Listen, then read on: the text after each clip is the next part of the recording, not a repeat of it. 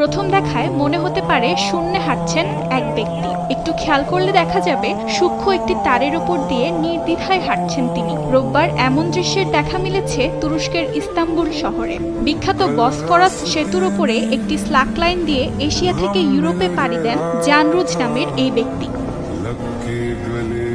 সমুদ্রপৃষ্ঠ থেকে অনেক উপরে তারের ওপর হার্নেস লাগিয়ে হেঁটে যান তিনি। অনুভূতি জানাতে গিয়ে রুজ বলেন, শুধুমাত্র সামনের দিকে তার প্রতিটি পদক্ষেপের ওপর লক্ষ্য স্থির রেখে অসাধ্য এই কাজটির জন্য মনোনিবেশ করেছিলেন। 1074 মিটারের এই সেতুটি পার হওয়ার সময় তার বাহুগুলো সংকুচিত হয়ে যাচ্ছিল বলেও জানান তিনি। নিচে থেকে আসা গাড়ির আওয়াজ হাঁটার সময়ের প্রতিকূলতার সৃষ্টি করেছিল বলেও উল্লেখ করেন। রুজের এশিয়া থেকে ইউরোপ যেতে সময় লেগেছিল 47 মিনিট।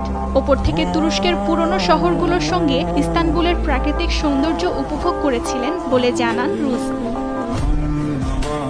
অর্জিতা শেহজিদ, সময় সংবাদ।